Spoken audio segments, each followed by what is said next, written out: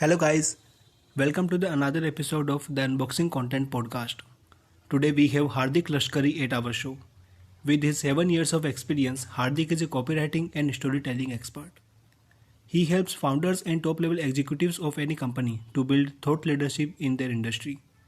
In today's episode, we have discussed why personal branding is important, how to plan content for personal branding, and how to use LinkedIn the right way. We have also discussed about storytelling.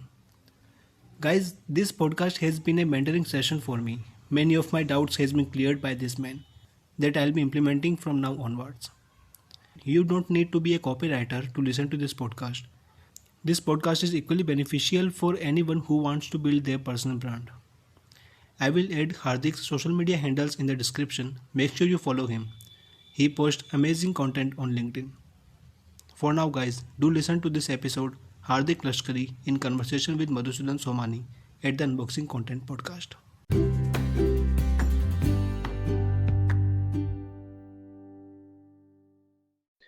Hi Hardik, welcome to the Unboxing Content Podcast. Hi, Madhusudan. Thank you so much for inviting. Most welcome.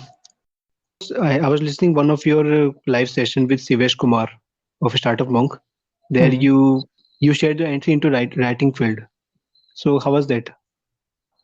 See, my story of coming in has been exciting, adventurous, and full of ups and downs. That is how I summarize my story. So I was not God gifted with writing. Like most of us, I hated writing during my school studies. So I was not a very studious guy, and I was always a backbencher. And after taking up commerce in 11th standard, I had only two or three career options. One of them being was chartered accountancy course, which is what I took also. But towards the end of chartered accountancy course, I realized that I didn't want to be a chartered accountant and live my life as a chartered accountant. Rather, I wanted to go into the field of content writing. And that's how it started. So I always tell that I didn't go to writing, writing came to me. I started writing for a couple of software companies, and that is how I made my career into it. So it's been an amazing journey so far. That's great. So you justify the fact that your destiny comes to you. Yes, absolutely. When you have to, you have to dream and you have to dream and hard work for it. But once you do that, then definitely the world conspires, the destiny conspires. Yeah, exactly.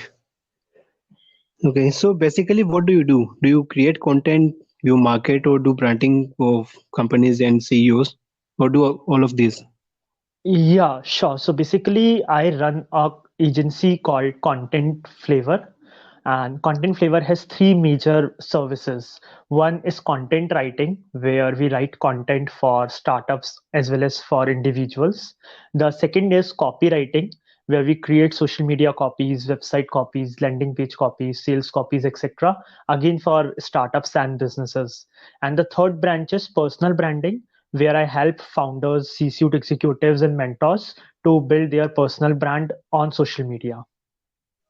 Okay, so you create content for startups only or small Both businesses? for startups, for small businesses, as well as for a couple of corporations also that I'm working with. Okay, great.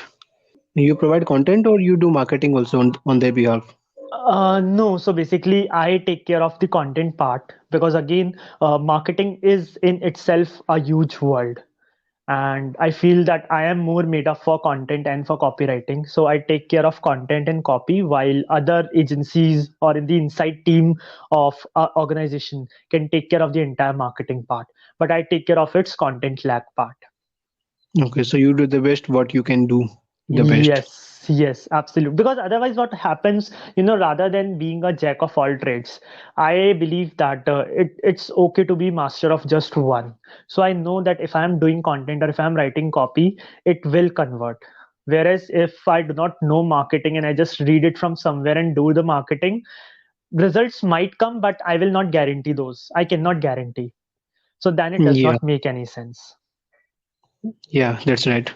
I also started my career with marketing, but then I Okay. niched down to content only. Content, Like this is something I'm enjoying it and getting Right. results.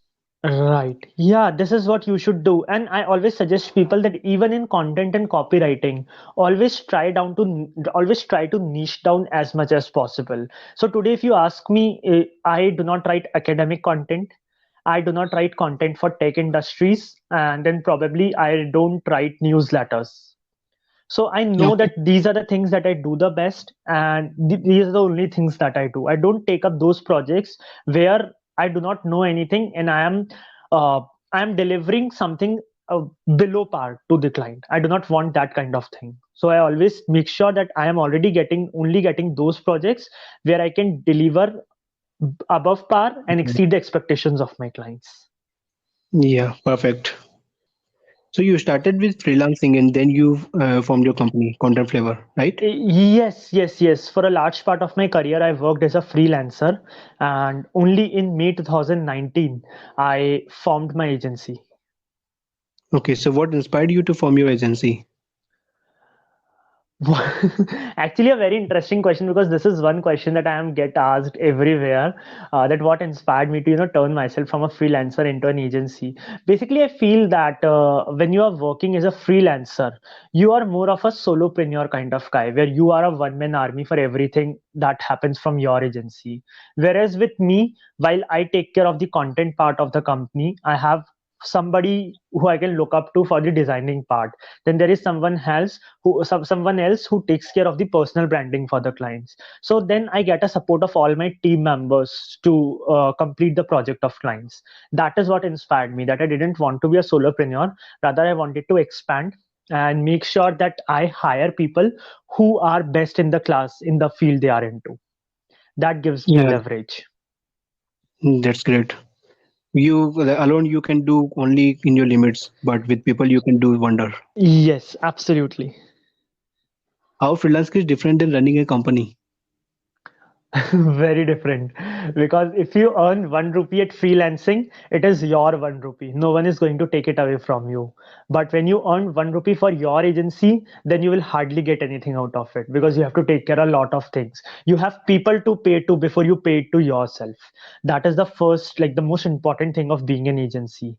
Secondly, what also happens, if I talk specifically about pros, I have seen in my career that big corporations, like the top clients, generally they like to prefer agencies over freelancers because they want a team which can do anything and everything required related to an assignment. They do not want a person where they hire a particular person for one task and then they have to hire someone else for another task. So there are both pros and cons of being an agency owner as well as being a freelancer. And I do not mean to say that one has greater advantage over the other, because I have seen some amazing freelancers in my career who are still being the freelancer, but they are just nailing it. Whereas I have also seen few of the agency owners who are like making 6 figure, 7 figure income. So it all depends on your own requirements, on all your needs, and how do you want to take it up. But both freelancing and agency, owning an agency, have their own amazing pros and benefits. Yeah, both are important. Yes, yes, you cannot choose one over the other. It all depends on your personal requirements, needs, and what do you want to do. But then both have their amazing benefits and both are very shining career options. Yeah, exactly. Okay, so coming to your work domain, so you brand the people of C-suite, the CEOs and CMOs, Hmm. right? Yes, You create content for them. yes, we create content for them. Okay, so how much it is important for them to brand themselves? Very important, very, very important for them. Because see, it is a cliche line now, but I think it is really very important even today when people say that people work with people, not with companies anymore. For example, Yeah, let's take an example of Apple. When I say Apple, what comes to your mind first? I'm sure Steve Jobs.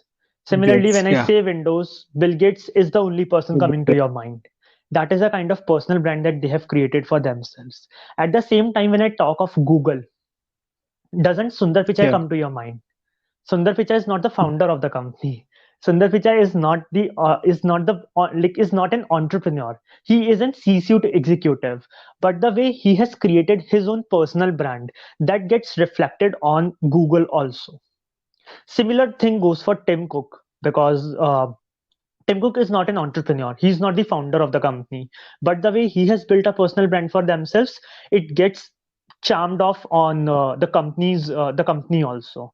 So creating a personal brand is really important whether you are a businessman or a professional. Because once you create your personal brand, people will know you and that is how they will like to work with your company. Okay. When I started LinkedIn, so I got to know that it's very important to build a personal brand for B2B business owners, for B2B executives. Right. But is it also the same for B2C companies? For everyone. Today, LinkedIn is important. Whatever you may be doing, whichever field you are into, LinkedIn is your go-to platform. And I cannot emphasize it more than when comedians like Rahul Subramanian or these kind of people for whom LinkedIn is kind of considered an off platform because they come from comedy field, they come from creative field. For the last few days, I've even been seeing sketch artists uploading their work on LinkedIn and getting tremendous engagement and leads from LinkedIn. So you can just see that how Mm. much LinkedIn has evolved into the last few years, where rather than being just a professional platform, LinkedIn is actually a platform for professionals now. And when I say professionals, I don't just mean these five or six or seven fields. Basically, whatever work you may be doing, whatever field you are into, LinkedIn should be and will be your number one go-to platform. Yeah. So if there is one person who is owning in company, B2C company, Hmm. like if he owns a e-commerce company, Hmm. like sells fruits and vegetables online. Hmm. So is it important for them to brand themselves on LinkedIn? Very valid question. And while I cannot give a very case specific answer to this question, still, what happens? There are again two kind of branding on LinkedIn. So while if I am selling vegetables online, I cannot definitely talk about my vegetables on LinkedIn. But what I can do if I am Yeah. selling vegetables online, and if it is helping people, if I'm helping people, they don't have to go out of their home. I will deliver vegetables to their home. In a sense, I'm solving one of the people's major problems, which is time management. So then I can talk about retail.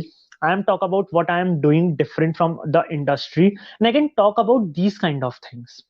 Again, what happens? People think that if I am into the business of e-commerce, I have to talk only about e-commerce on LinkedIn. This is not true. You can talk about anything and everything as long as it adds value to people. So, for example, I am a copywriter, I am a content writer. But what I still do, I still talk about startups, I still talk about marketing, I still talk about sports, I talk about Bollywood. And then people start connecting with those stories that I'm sharing.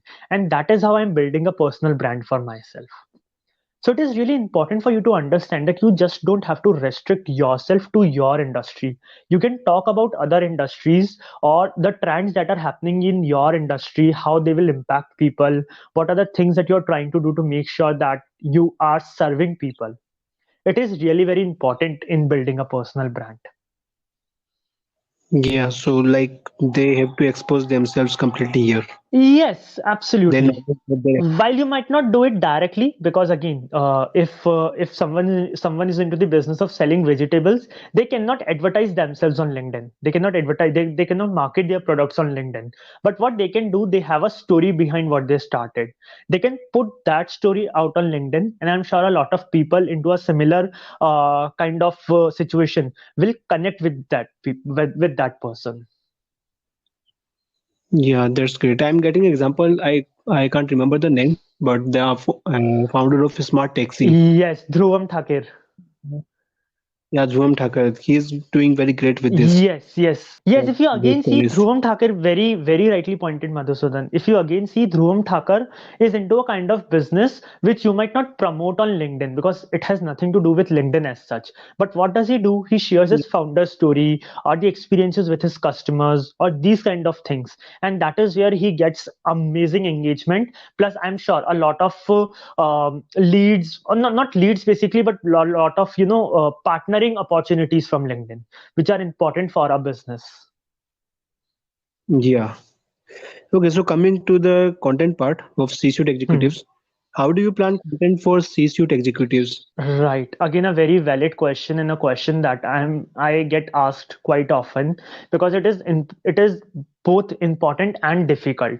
Difficult in a sense that those people for whom we are going to create content already have 15, 20, 25 years of experience into the industry, and they have their own voice, their choices, their preferences. So for a person who is looking to write content for C-suite executives, it can be really difficult. But what I do myself is when I'm going to create content for a person, they know it better than I do. I think of this like that they know it much, much, much better than I do. I know about them. What I do, I have a very specific interview process, interview framework that I do at the starting of my assignment, where I ask that person a lot of questions. I ask them what are their values, what are their strengths, what are the things they want to get known for, what are the resources they generally follow, their movies, their favorite personalities, their favorite sports. So I get a lot of information out of them. And when I'm discussing with them, when they are speaking and I'm listening to them very patiently, it actually triggers a lot of conversations then because they might share that, okay, Hardik, I really love reading this book, and then I will go back, read that book, and again ask a question to them that, hey, I also read that book, what are the specific lessons that you got out of that book? Then they tell me that, Hardik, these are the three lessons that I got out of that book. Then I ask them, can you please connect these lessons to any personal experiences that happened with you? So I try to get as much information as possible out of them. And once they vomit all the information, it becomes really easy for my team to create content. So whenever you are ghostwriting, because this process is actually called ghostwriting, where you are writing for someone else. So I would always suggest our listeners, whosoever wants to do ghostwriting, which means writing for someone else, they know it much better than you know. So rather than spending your time in finding out things, researching, or taking a shot in the dark, ask that person straight away, and they will provide you a lot of value, a lot of information which will be valuable to you. So it's important to know the person Yes, completely. and this is one advice, Madhusudan, that I'd give not only in case of ghostwriting, but even when you're creating copy for someone else, you're creating content for them, always ask people. So, say for example, if a founder reaches out to me, they have a product and now they want me to write a sales landing page copy for them.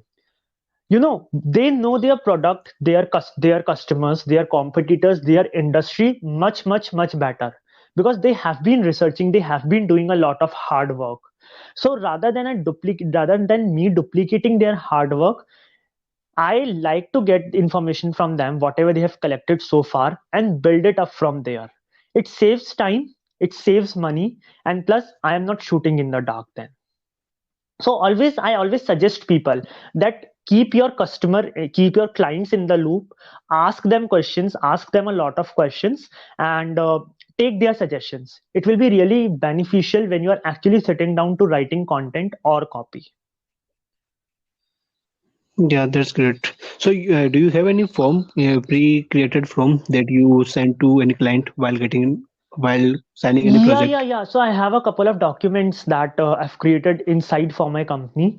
And at the starting of our assignment, I share those documents with the client, walk them through over a Zoom call, and get their answers recorded. Okay, so I'm also planning to start Great. this. I got this from Shrutika Okay. Joshi. Great. Another amazing content writer that I look up to. Yeah. Okay. So if a person want to build his own personal brand on Hmm. his own, then what should he do in that case? First, be authentic, be your own self. Because I see a lot of people that when they're trying to build a personal brand, they try to position themselves as an expert when they are not the experts. Never do that. The first principle of personal branding is to be yourself. You might not know everything, which is completely okay, but don't tell anything or you don't write anything which you are not 100% sure of. Only talk about those particular topics which you know that okay, you know them very well, and you will be able to add amazing value to your audience or to your listeners or to your readers. That's the first part. the second is the Okay. second is when you're trying to build a personal brand, don't just talk about success, don't boast about yourself, because I have seen people that they are of the opinion that if I have to build a personal brand, I just have to talk about success. This is not true. Always just present your views in the most true, in the most raw format. Never be hesitate in sharing your failures, your blunders, your mistakes, anything else. Take an example of people like Ankur Wariko, people like Dhruvam Thakur, people like Vaibhav Sisanti, or for that matter, these kind of people. They share their raw forms. They share their mistakes. They tell when they just made a blunder or when they messed up with a client, and that's completely okay. Because we all are humans and we all commit mistakes. So never be shy of sharing your failures. That's the second part. The third part is personal branding is never about yourself. So people always say okay, if I have to build my personal brand, I have to talk about myself, which I am not very confident about. I don't want to talk about myself. That's a wrong approach. Personal branding is never about you. Personal branding is always about the other person. You are just being a medium. You are sharing your stories just to make other person comfortable and giving them this trust, this feeling of trust that they can also achieve what you have achieved in life. So always keep it to other people and always try to help as many people as you can. That I think is the most basic part of building your personal brand. Try to help as many people, share your knowledge, share your expertise, and help others grow. When you help others grow, you will yourself build a very very powerful personal brand for you. Okay. Okay. So when you say personal branding is all Hmm. about the other person, who is that other person? The Your reader or audience, someone else? whosoever you're catering to, your Your audience could, audience. and again, your audience just doesn't comprise your prospects, because people think that okay, my audience only consists of my prospective clients. No, this is not true. For example, for me, my audience comprises definitely my prospective clients, but also the copywriters and content writers who are less experienced than me right now. Those could be second. Then the third people Hmm. could be the marketeers who kind of relate to my industry, because copyright, they have to do a lot with copywriting, but they do not know a lot of things about copywriting. They are best at marketing, but they might not have a very good knowledge of content writing or copywriting.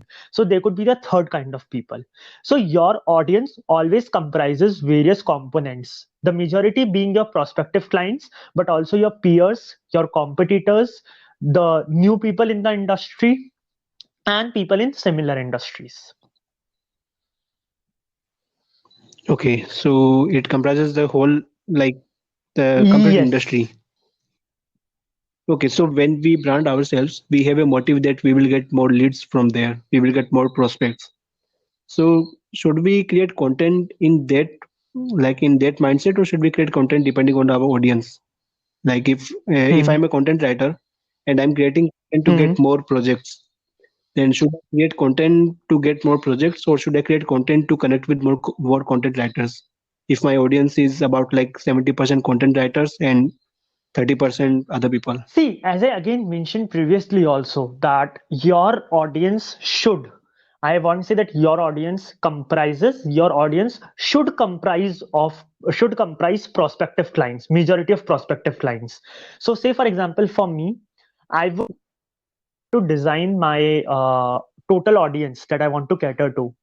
Almost 60 to 70% would be prospective clients, because I want projects, I want to work with high paying clients. Another 20% would be those people who I may be coaching or giving mentoring sessions to, content writers and copywriters to whom I want to mentor. And then 10% would be the influencers of the industry from whom I want to learn. So your content, first of all, you cannot choose between that, okay, should I create content just for getting leads or just for connecting with people? These both things are not mutually exclusive, they're mutually inclusive. When you create high quality content to connect with more people, you get more leads. And when you create very, very high quality content to generate more leads, you connect with more people. So you cannot choose one of them. You have to go with both, focus on both the things, and that is how you grow your personal brand. Okay. So I think I will need to listen this 2-3 times to interpret this See, completely. it's very simple. In a nutshell, if I were to tell you, it is really very simple. What you have to do, don't worry if you have not figured out your target audience yet. Don't worry if you don't know how to start it yet. Just start with one thing. Today, after whenever people listen to this podcast, just start with one thing. Pick up 5 people around you. Just pick up 5 people. So 3 people should be your ideal customers, like the ideal clients with whom you want to work. One other person should be a newbie in your industry, whatever industry you are into. One should be a newbie, and one should be a very experienced person in your field who knows a lot of things, and you might want to learn from them. Pick up these 5 people and think that your content should speak to only these 5 people. And when your content starts speaking to these 5 people, if these 5 people find your content very valuable, there are likely chances that even if your audience grows up to 100,000 tomorrow, they will still like your content. Start slow and make sure that you're creating high quality content for these 5 people, first of all. That I think should be the easiest way to start for anyone. Yeah, that's simple to understand. Thanks for simplifying it. Okay, so coming to the story writing aspect. So can you share some important points that make the storytelling better? Like if Hmm. there is a content writer who started just just now and writing content, writing Hmm. articles and all these, and he wants to get better in story writing, then what should you do? Pick up a book called Building a Story Brand by Donald Miller. You will find all the answers over there. I think it is one, if not the best book, then one of the best books on storytelling I have come across.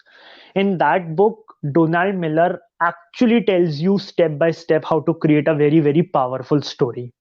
If I were to give it, like if I were to tell his learnings in a nutshell, you should have three particular things in your story if you want to write a very, very powerful story. One is there should be a character in your story. If you're writing fiction, then there should be a fictional character. And if you're writing it for your business purpose, then of course your customer will be your main character. Don't ever think of yourself as the main character of the story. You cannot be the main character in your story. Your customer will be the main character. So that's the first element. The second element, your character should have a problem. They should always have some sort of problem for which they are finding a solution. So always try to think of it like this, that they should always have some sort of problem. And then the third element is where you are giving them your product or your offering as a solution that will solve their problems, whatever the problems that they have. Of course, Donald Miller divides it into a 7 step framework, which is amazing. But these are the three most important elements that I took away from his book. So one is your character. Second, he has a problem. And third, you offer your product as a solution to solve that problem. And whether you write a fictional story, whether you write a movie script, you write a video script, you write general stories, whatever you do, if you take care of these three elements, your story will always be amazing and captivating. Okay, so it's in my reading list. I Definitely, will read it to get definitely. better And at it. don't just read it. What I always suggest people that when you are reading books like this, like Cashvertising for copywriting, building a story brand for storytelling, always read it paragraph by paragraph and note down the important points, because those points will be like Bhagavad Gita for you, Bhagavad Gita or Bible for you. These books are definitely like the most reputed, the most important, the most prolific books for copywriters and storytellers. So these two I'll definitely recommend. Okay, thank you. Okay, do you think storytelling is important in all the aspect of content writing? Not all the aspects of content writing, because of course there are a lot of topics where you cannot include a story, and that is one another concept of storytelling. That just because just because storytelling is amazing doesn't mean you use it everywhere. Like if you use it everywhere, then after a point of time it will also lose its essence and its importance.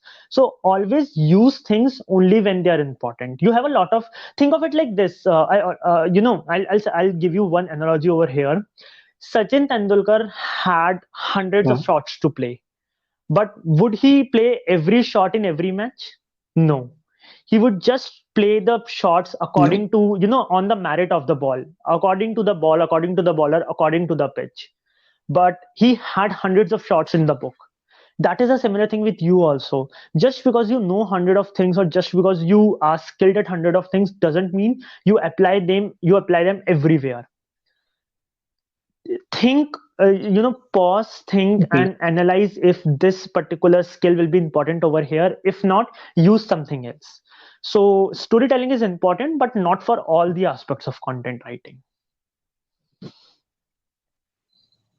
Yeah, that's the one doubt I got to know in the Okay. starting phase of my content writing.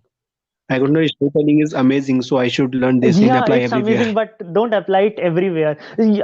Recently, I wrote one another, so I always tell people that whatever these tips are references and guidelines, not laws and acts. So you must have heard from a lot of copywriters who say that write in active voice, don't write in passive voice. Whereas there might be instances where you need passive voice, where active voice won't work. So these are guidelines, these are tips that Yeah. people have accumulated from their years of experience, but it doesn't mean that they will be applicable everywhere. There are always exceptions. And as a skillful content writer or a copywriter, you should know when to use what thing and when to avoid something. Yeah, that's important. Okay, so it was amazing. Hardik Lashkari, thank you for being on the Great, podcast. Madhusudan. And thank you so much for Yeah. inviting me. I was really excited, and I hope that once this episode is live, people get a lot of value out of our conversation. Yeah, definitely. People will